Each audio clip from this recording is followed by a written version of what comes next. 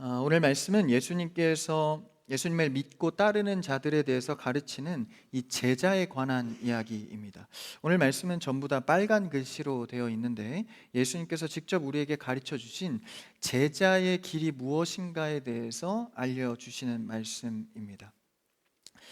흔히 제자라고 하면 예수님께서 실제 12제자도 이제 세우셨고 또 그 외에 수많은 따르는 무리들이 있었는데 오늘 이 말씀이 굉장히 유명하고 또 많이 읽었을 법한 말씀입니다. 근데 오늘 말씀은 우리는 조금 더 새롭게 또 그리고 새 은혜로 보게 되기를 원합니다. 제가 이렇게 어릴 적 영화나 이제 만화 같은 걸 이렇게 보면 저는 이제 비디오 세대입니다. 어릴 때 비디오 같은 걸 이렇게 빌려보면 한 비디오를 계속 봅니다. 지금은 뭐 이렇게 컨텐츠들도 많고 볼 것도 많은데 뭐 제 어릴 때는 그렇게 많았던 것 같지는 않습니다. 그래서 하나를 계속 봐요. 예전에 어릴 때 그 이집트 왕자라는 애니메이션이 있었는데 이제 수십 번 계속 봅니다.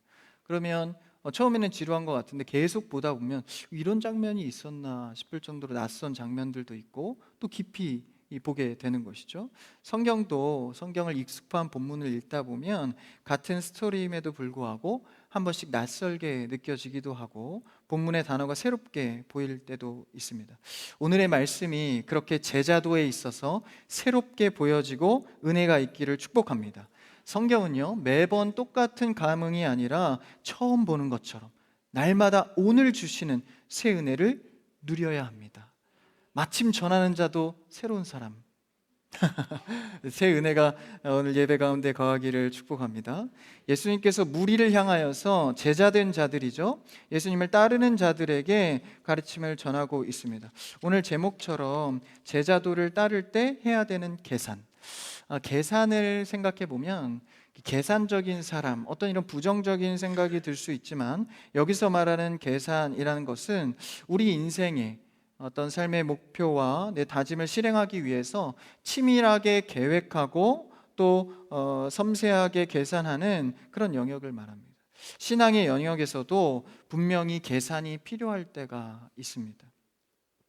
계산이 필요 없는 경우에 너무 과한 계산을 하면 계산적인 사람이라고 질타를 받고, 또한 반대로 분명히 계산을 해야 되는데 계산을 하지 않는다면 그 역시도 어리석은 사람으로서 낭패를 당하게 됩니다. 인간사에서도 어려울 때 받은 것은 잊지 말고 내가 준 것은 잊어버려라 라는 교훈이 있죠. 마찬가지로 준 것을 자꾸 계산하면서 하면 생색내거나 혹은 나중에 서운을 당하게 되죠. 신앙의 사람, 제자로서 계산을 잘하고 또 어떤 계산을 하지 말아야 할 것에 대해서 우리가 오늘 본문을 통해서 보기를 원합니다. 오늘 본문은 누가복음 14장인데요, 예수님께서 이제 예루살렘을 향하여서 십자가 지러 가시는 길, 그 길목에 이제 9장부터 19장까지 예루살렘으로 가는 여정에 제자들과 그리고 또 여러 가지 기적들, 말씀의 가르침, 수많은 현장 속에서 십자가를 지는 여정의 길목입니다. 오늘은 14장으로 그 한 부분을 보게 되는데 그 정황을 25절에서 이렇게 설명합니다. 25절 첫 절을 한번 읽어볼까요? 시작. 수많은 무리가 함께 갈새 예수께서 돌이키사 이르시되. 단순히 지나가는 말씀 같지만 이 자세한 정황을 이야기하고 있는데 수많은 무리가 예수님을 따르고 있습니다. 예수님은 지금 하나님의 뜻에 순종해서 십자가를, 인류의 구원을 위해서 예루살렘으로 가시는 길이죠. 근데 어떤 사람은 예수님의 기적을 보고, 어떤 사람은 예수님이 그냥 좋아서, 어떤 사람은 무리에 그냥 동반되어서 따라가고 있습니다. 많은 이들이 함께 갈 때 정말 예수님의 그 십자가의 길을 이해하고 따라가는 것일까? 별로 그런 것 같진 않습니다. 왜냐하면 25절에서 그렇게 갈 때 예수께서 돌이키사 말씀하십니다. 성경의 한글 번역에선 빠졌는데 함께 갈새하고 그러나라는 접속사가 있습니다. 그러나는 부정적 반전을 말하죠. 함께 열심히 따르고 있지만, 그러니까 자청해서 나름대로 주일도 빠지지 않고 예배도 드리고 봉사 하나 정도는 하는 그런 자청된 사람들이 따르고는 있는데, 그러나 예수님께서 돌이키셔서 그들에게 다른 말씀을 하고 계신 것이죠. 돌이켜 세우사 진정한 따르는 일, 제자도로서 어떻게 우리가 걸어가야 하는지에서 일깨우고자 하는 의지의 말씀입니다. 그 말씀을 26절에서 이렇게 시작하시는데 한번 읽어볼까요? 26절 시작. 물은 내게 오는 자가 자기 부모와 처자와 형제와 자매와 더욱이 자기 목숨까지 미워하지 아니하면 능히 내 제자가 되지 못하고. 이런 자들에게 이렇게 자신의 따름이 무엇인지 제대로 알지는 못하는 것 같은 그런 자들에게 뭐라고 하십니까? 뭐뭐 하지 않으면 능히 내 제자가 못한다 말씀하십니다. 이 용법은 그대로 27절에서도 나아가 뒤에 끝에서 33절에서도 똑같이 말합니다. 나름대로 제자라 구별되어서 따르는 무리들을 향해서 뭐뭐 하지 않으면 내 제자로 따르더라도 진짜 제자가 아니다. 그래서 이 세 가지 말씀을 통해서 우리가 예수님을 믿고 따르는 진짜 의미를 보기를 원합니다. 세 가지를 말씀하시는데 처음부터 심상치가 않습니다. 26절 보셨지만 무릇 내게 오는 자는 예수 그리스도를 따르는 자들이죠. 자기 부모와 처자와 형제와 자매, 더욱 나아가 자기 목숨까지도 미워하라. 그래야 이 정도가 돼야 내 제자라 할 수 있다 말씀하시는 거예요. 야, 기독교가 이 정도로 극단적이라면 이거 제거해 봐야 되는 거 아닙니까? 뭐 이런 생각을 할 수 있습니다. 그런데 여기서 이 극단적인 표현을 하는 것은 당시 시대의 표현으로 지금과는 조금 다릅니다. 그러니까 당시 시대에 살던 사람들은 이런 문장의 용법을 쓰면 어떤 의미인지 대번에 알아듣습니다. 그래서 예수님은 그 의도로 이런 표현을 하고 있는 것이죠. 이것은 누구를 더 사랑하고 덜 사랑하느냐에 대한 경중의 문제를 제시한 것입니다. 그러니까 가족도 친척도 자기 목숨도 다 필요 없다, 버리고 날 따라라가 아니라 무엇을 더 사랑하고 무엇을 덜 사랑할 것이에 대한 경중의 문제를 선택해야 된다라고 말씀하는 것이죠. 당시 이런 경중을 논하는 극단적인 화법은 당시 유대인들이나 당시 사람들에게 매우 익숙한 대화법이었기 때문에 예수님이 그 대화법을 채택해서 그들에게 권면하는 것입니다. 26절에서 미워하다라는 것은 원문에 미세이라고 되어 있는데 이것은 무엇보다는 더 사랑하지 않는다라는 표현입니다. 그러니까 내가 살아가면서 예수님을 믿고 따르기로 했다면 예수님보다 더 사랑하지 않도록 해서 따라야 한다라는 것이죠. 여러분, 우리가 그리스도를 믿으며 가장 사랑해야 하는 것은 예수 그리스도 자체인 줄 믿습니다. 주님을 더 사랑해야 됩니다. 거기에 뭔가 꾸밈이 붙으면 안 돼요. 뭘 해서 예수님을 사랑한다, 뭐 어째서 예수님을 사랑한다, 그게 아니라 예수님 자체를 따르는 우린 제자로서 그분 자체를 사랑해야 합니다. 그 경중의 문제를 말하는 것이죠. 부모와 형제 그리고 자기 목숨을 어떻게 사랑하지 않을 수 있겠습니까? 그러나 제자의 위치에서 제자의 시각에서 본다면 그 경중을 결정해야 한다는 것이죠. 인생에서 당시나 예나 지금이나 가장 중요한 요소는 가족, 그렇죠? 내 형제 자매 그리고 자신의 목숨인 건강의 문제일 겁니다. 그러니까 이 중요한 요소를 들어서 강조하고 있는 것이죠. 오늘날로 치환하자면 세상의 성공보다 하나님께 드리는 헌신이 우선순위가 되어야 한다는 것입니다. 자신이 갖는 커리어, 명예, 그것이 하나님을 섬기고 따르는 일에 장애물이 된다면 그것을 기꺼이 차순으로 두고 미워하여 뒤로 미루는 결단을 해야 한다는 것이죠. 나아가 생명, 자기 목숨을 사랑하지 않을 정도로 자기를 보존하는 건강의 문제죠.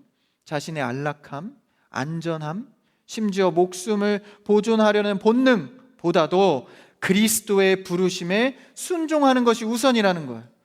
여러분, 우리 교회는 그리스도의 부르심에 순종하는 것이 우선되기를 축복합니다. 나아가요, 이 가족에 대한 이야기를 하는데 가족에 대한 얘기는 참 어려운 시험거리인 것 같아요. 이 가족을 미워하라, 그러니까 차순으로 돌아 뭐예요? 가족 관계에서조차에서도 그리스도 안에서의 사랑을 우선하라는 겁니다. 가족을 향한 사랑의 원천은 그리스도의 사랑으로 사랑해야 되는 줄 믿습니다.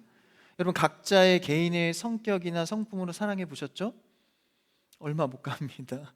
자기의 한계가 오고 짜증이 나면 확 버럭. 자녀를 사랑하는 것도 물론 너무 사랑하지만 참 뜻대로 되지 않을 때가 많습니다. 그래서 예수님을 첫 번째로 놓고 사랑하는 것이 곧 가정의 사랑 질서인 줄 믿습니다. 여러분, 예수님을 진정으로 사랑하면요, 다른 사랑의 질서가 제자리를 찾게 됩니다. 그렇게 예수님은 극단적인 표현을 쓰면서 이 경중의 문제에 있어서 선택을 잘해야, 다시 말하면 오늘 말씀의 제목처럼 제자도의 계산을 잘해야 내 제자가 될 수 있다 말씀하십니다. 두 번째는 어떤 권면을 하나요? 27절에서 한번 읽어볼까요? 27절입니다. 시작. 누구든지 자기 십자가를 지고 나를 따르지 않는 자도 능히 내 제자가 되지 못하리라. 같은 용법이죠. 뭐뭐 하지 않으면, 자기의 십자가를 지고 나를 따르지 않으면 내 제자가 되지 못한다. 보통 여기서 말하는 자기 십자가는 힘든 것 뭐 이런 거를 많이 생각합니다. 자기 십자가라고 표현할 때 자녀가 좀 말을 안 들으면 야, 네가 내 십자가다 뭐 이렇게 표현하기도 하고, 좀 갈등이 빚고 좀 미운 사람이 있으면 네가 내 십자가구나 이렇게 표현하는데, 그것은 잘못된 표현입니다. 여기서 말하는 자기의 십자가를 지라는 것은 모든 그냥 내 삶의 힘든 일을 말하는 것이 아니라 그리스도로 말미암아 받게 되는 손해와 박해입니다. 근데 사실 이 십자가는요, 일찍이 예수님이 먼저 지셨습니다. 자신의 뜻대로는 지기 어려웠습니다. 힘들었습니다. 기도하고 하나님 앞에 나아갔습니다. 그러면서 예수님의 결론은 아버지 뜻대로 되기를 원하나이다. 하나님 말씀에 하나님 나라를 위하여 순종하는 것이 자기 십자가였던 거예요. 자기는 비록 괴롭고 고통과 어려움이 있지만 하나님의 일을 위해서 기꺼이 희생하는 것, 그것이 자기 십자가입니다. 그러니까 내 일 하다가 내가 고통받는 거는 여러분의 잘못입니다. 그런데요, 하나님 일하다가 순종하다가 어려움을 당하게 되는 것은 예수님이 고통 가운데에도 십자가를 묵묵히 지셨던 그 발걸음이다라는 것이죠. 우리는 그리스도로 말미암아 박해받고 손해받는 것에 대해서 선택과 집중, 계산을 잘하여서 이 문제에서 승리하게 되기를 축복합니다.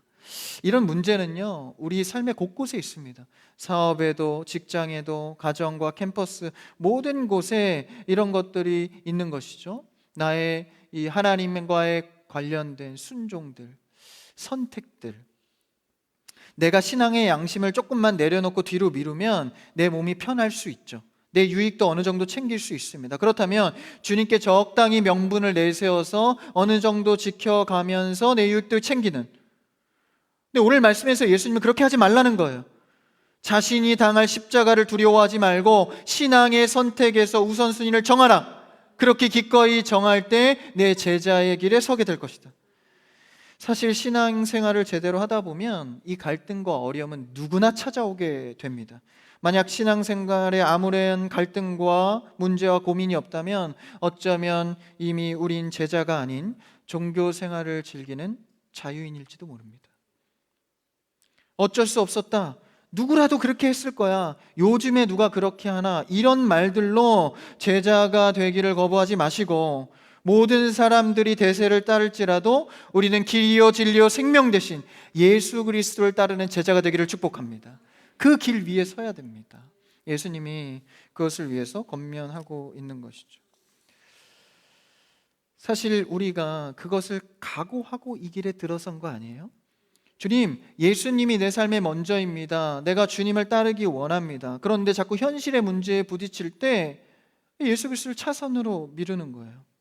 그래도 이렇게 주일 예배당에 여러분 찾을 정도, 주일 돼서 먼저 주님께 나올 정도 되면 선택과 집중의 계산을 잘하신 분들입니다. 그렇게 인사해 볼까요? 참 잘하셨습니다. 이렇게 인사합시다. 네. 참 잘하셨어요, 이거는 아니고 비웃는 거고, 정말 잘하셨습니다 인사합시다. 참 잘하신 겁니다. 일주일의 시작은 월요일이 아니라 주일입니다. 그래서 온전히 주님께 드리는 것, 이게 무슨 고백이에요? 하나님, 내가 일주일의 삶을 예배로 시작해서 모든 삶의 곳곳의 시간마다 하나님을 우선순위 하겠습니다. 이것을 행위로 보인 것이 예배입니다. 여러분들은 일주일에서 승리한 거예요. 예배에서 승리한 자는 삶에서 승리합니다. 예배 현장에서 은혜 받은 자는 삶에서 은혜를 받습니다.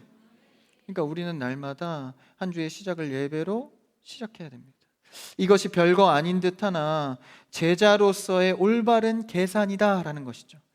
여러분, 예배를 그냥 해치워 버리듯이 드리지 마십시오. 내가 할 일을 하는 것에 대해서 시간을 떼어서 하나님께 경배하고 예배하는 행위는 제자로서 마땅한 계산법입니다. 말씀에서 미워하라라는 표현을 쓰는데 이것은 버리라는 것이 아니라 우선순위를 정하라라는 것입니다. 뜻을 정하고 살아가면 그 뜻대로 하나님께서 이루십니다. 고백하면, 계산하면 주님이 나의 우선입니다 라고 고백하면 그 고백이 나를 이끄는 것이죠. 그런데요, 이런 결정과 뜻이 희미해지면 우선순위도 희미해집니다. 자꾸 주님이 밀려나는 것이죠. 계산을 잘하는 성도 되기를 축복합니다. 대세가 아닌 예수 그리스도를 따르십시오. 요즘 대세는 여러 가지 정보들, 그렇죠? AI로 인한 수많은 컨텐츠들, 이런 것들로 인해서 어떤 계산을 해야 될지 헷갈릴 때가 너무나도 많습니다. 분별하는 자리에 서서 그런 세상의 대세에서 벗어나 예수님을 따르는 자리에 서는 것, 그것이 성도, 제자의 본분입니다. 심지어 목숨도 2차 순위로 두라고 하잖아요. 그러니까 성경의 질서상 우리가 예배 드리는 것 정말 목숨을 거는 예배가 되어야 합니다. 그렇게 따르라는 거예요. 한 번의 예배로 인생이 달라질 수 있습니다. 한 번의 기도로 인생의 수많은 축복을 받는 성경의 인물들을 보십시오.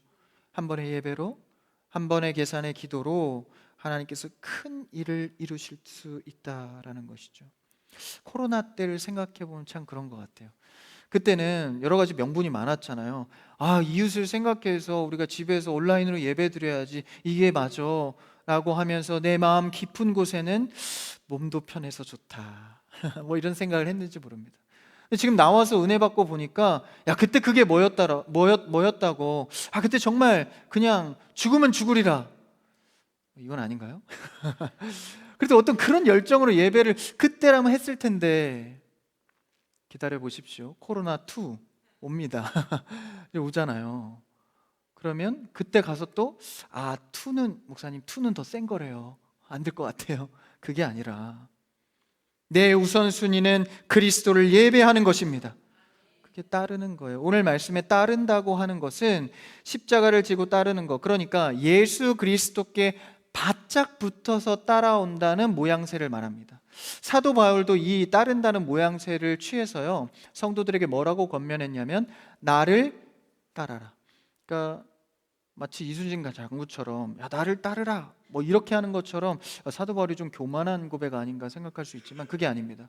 사도 바울은 이 예수님이 이야기하신 제자도에 붙어있는 따름, 그러니까 사도 바울은 예수님께 바짝 붙어있기 때문에 나를 따르라는 거예요. 줄을 잘 서라라는 것이죠.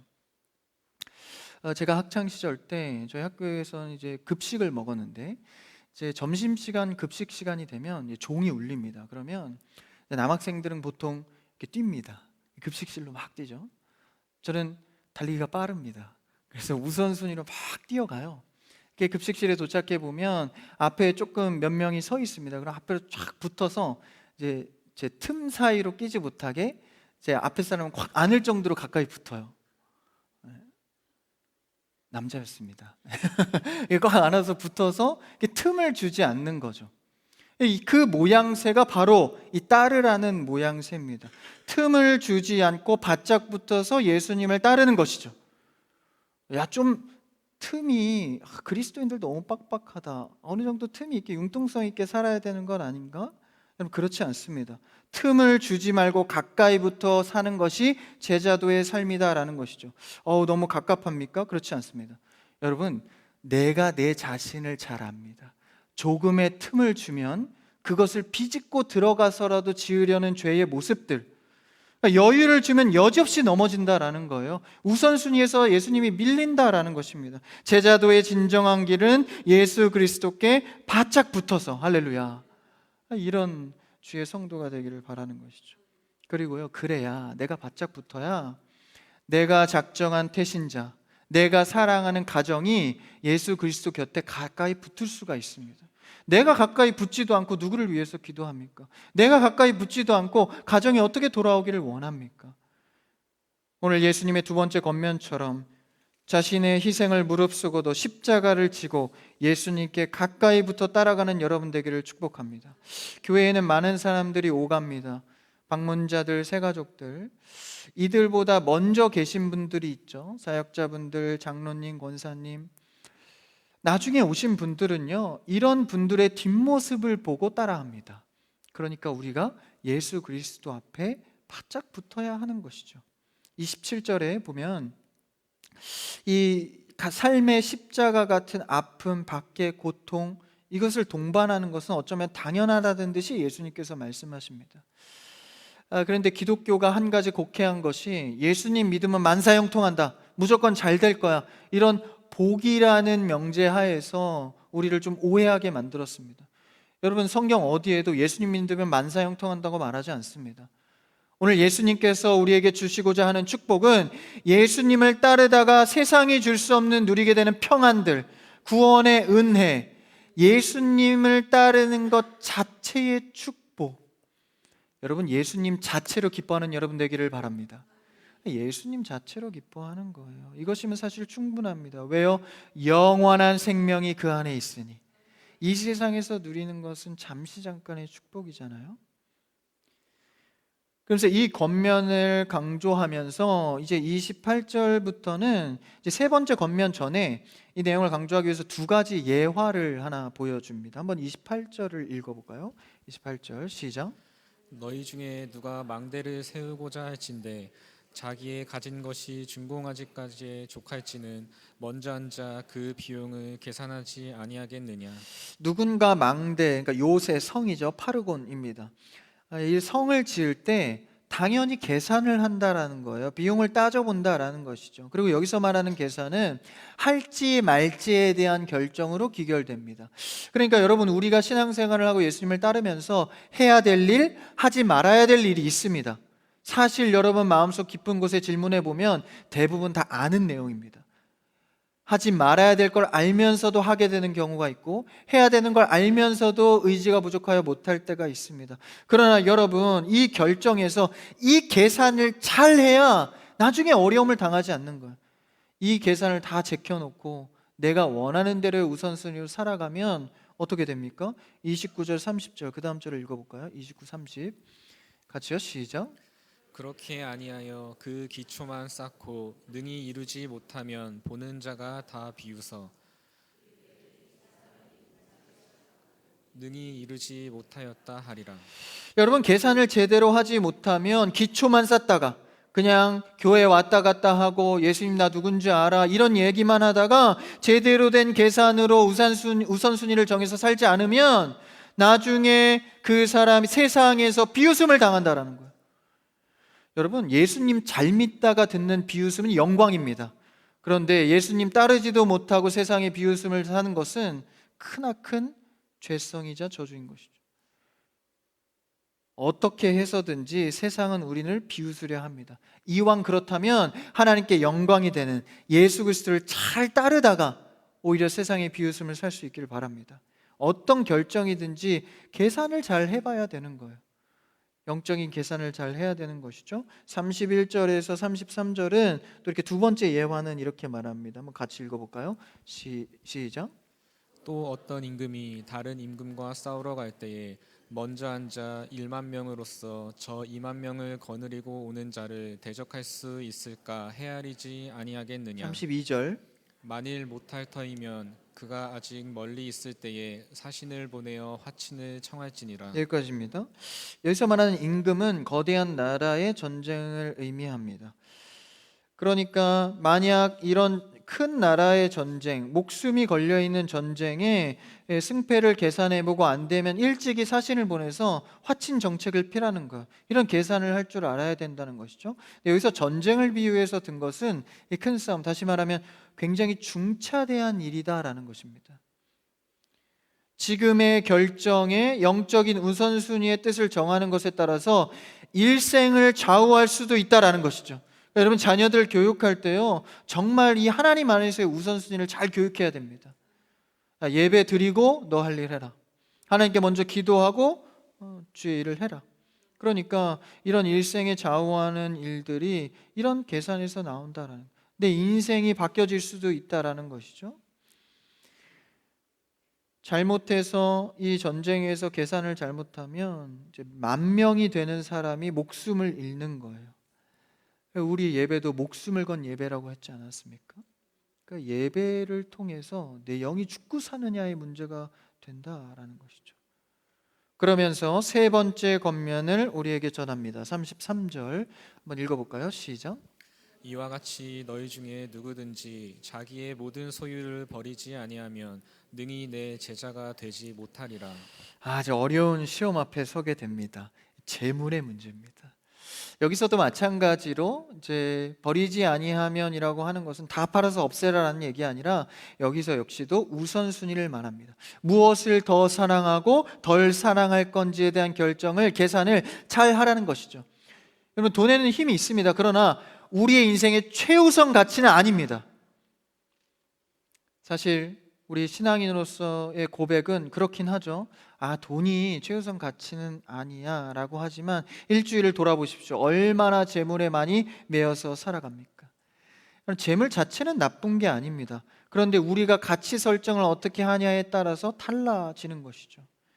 예수 그리스도의 제자도의 고백 속에 돈이 최우선 가치가 아니라 예수님을 따르는 것에 우선하기를 주님의 이름으로 축원합니다. 한 형제의 예화를 생각해 보면 한 형제가 취업 준비를 하다가 대기업에 들어간 거예요. 얼마나 좋습니까? 삼땡전자. 이런 데 가면 돈도 많이 주고, 그렇죠? 대기업은 좀 로망이 있잖아요. 요새는 좀 무색해지긴 했는데, 그래서 취업을 하게 됐는데 이제 대기업 가면 더 일이 훨씬 많습니다. 바쁘고 치열한 일상 속에서 살아가는데 주말에도 근무를 해야 되는 경우가 생긴 거예요. 그래서 토요일까지는 어떻게 할애했는데 이 신앙인으로서 이 주일까지 할애하는 것은 좀 과한 것이죠. 근데 회사의 어떤 사정에 따라서 주일도 빠지기 시작한 겁니다. 몇 주 그렇게 지나고 나서 형제가 결단하게 되죠. 이건 아니다. 내가 하나님 안에서 은혜로 취업을 했는데 예배를 드리지 못한다면 어떻게 내가 이 직장을 유지할 수 있을까? 그래서 이 우선순위의 결정을 합니다. 그래서 한 달만 하고 이직을 해야겠다. 대단한 결정이잖아요. 한 달이 지나고 월급 통장에 돈이 들어왔습니다. 당연히 많죠. 주말까지 할애했으니까. 그건 생각은 안 하고 이게 금융치료인가? 은혜로다 생각하면서 그냥 뭉개버리는 거예요. 그러면서 한 달, 두 달 이 형제가 2년 동안을 예배로 제대로 드리지 못하면서 유지를 합니다. 그러다 결국 2년 끝에 하나님 앞에 돌아와야겠다 해서 이직을 결정하게 되죠. 여러분, 그만큼 이런 문제는 현실 앞에 쉽지 않다라는 거예요. 재물 앞에 당연히 하나님이 우선이지 하지만 막상 내 앞에 재물에 경제적인 문제 앞에 놓여 보십시오. 일단 가치를 바꿔버리는 겁니다. 그런 일들이 우리 안에 생길 때 예수 그리스도께서 오늘 극단적인 표현을 써서 너의 삶에 십자가를 지고 목숨도 내어놓고 나를 우선해라. 너의 삶의 왕의 자리를 바꾸지 말아라. 여러분, 예수 그리스도가 우리의 삶의 왕의 자리에 늘 거하기를 축복합니다. 바꾸지 마십시오. 예수 그리스도가 먼저입니다. 예배가 먼저입니다. 교회가 먼저입니다. 하나님의 나라가 먼저입니다. 그래서 예수 그리스도보다 더 소중하게 여기는 것들을 포기하고 내려놓을 수 있어야 합니다. 그래서 이 재물의 문제는요, 우리가 헌금을 통해서 훈련하잖아요. 그래서 하나님, 내가 하나님께로부터 왔다는 것을 인정하고 하나님께 드리기를 원합니다. 주님, 나는 하나님이 우선입니다. 그래서 감사의 예물을 드리는 거예요. 감사의 예물은 돈을 드리는 것이 아니라 내가 하나님이 우선입니다라는 신앙 고백의 행위입니다. 나아가 11조도요, 하나님께로부터 왔습니다. 주님이 허락하셨으니 주님이 우선입니다라는 표현의 예물인 것이죠. 그래서 여러분, 신앙이 훈련이 되면 11조도 결단하셔야 됩니다. 재물 앞에 우리가 어떻게 살아갈 것인가? 나는 우선순위가 하나님 앞에 없는데 우리가 기도할 때 보면 왜 하나님께 나를 우선하라고 요청합니까? 주님, 이거 들어주셔야 됩니다. 지금 돼야 됩니다. 하나님께 우선순위는 요청하면서 나는 하나님을 우선으로 두고 있지 않다면 하나님 안에 무슨 응답을 기대할 수 있겠습니까? 여러분, 우리는 하나님 앞에 제자도의 계산으로서 하나님을 우선하는 예수 그리스도를 따르는 제자가 되기를 원합니다. 이런 계산 제대로 안 하면요, 예수님이 이렇게 말씀하십니다. 34절 한번 읽어볼까요? 34절 시작. 소금이 좋은 것이나 소금도 만일 그 맛을 잃으면 무엇으로 짜게 하리요. 계산 제대로 안 하면 하나님의 자녀로 부름받은 것에 대한 능력이 없어진다라는 거예요. 소금이 아무리 좋아도 맛을 잃으면 여러분 쓸데가 없습니다. 동의하시죠?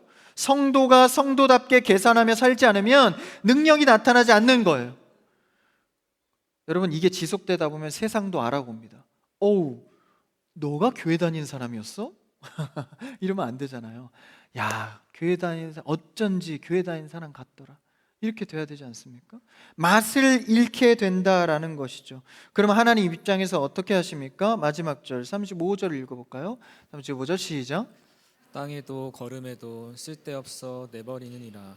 들을 귀가 있는 자는 들을지어다 하시니라. 소금의 가치가 없어지니까 안 쓰시는 거예요. 제자로 감당을 하라고 불렀는데 제자로서의 계산을 하지 않으니까 쓰시지 않는 겁니다. 다시 말해서 딜레이 시킨다라는 것이죠. 신앙생활을 열심히 해도 내 삶에 응답과 은혜가 없습니까? 어쩌면 내가 제자도의 계산을 잘못하고 있는 건지 모릅니다. 여러분, 오늘 이 시간 말씀을 통하여서 삶의 제자도의 우선순위를 정하시고 여러분이 정한 대로 그 뜻을 삶에 적용하시고 예수 그리스도를 따르는 결단의 성도 되기를 축복합니다. 35절의 끝은 이렇게 마무리합니다. 귀 있는 자는 들을지어다. 성도로 부름받은 자는 그 말씀을 듣고 따르라라는 것이죠. 진정한 주의 제자가 되기 위해서는 예수님을 따르는 것과 세상의 가치를 동시에 붙잡을 수 없습니다. 온전한 헌신을 하나님께서 요구하십니다. 오늘 말씀을 통해서 여러분과 저의 삶이 어떤 계산을 하며 살아갈지 고민해 봤으면 좋겠습니다.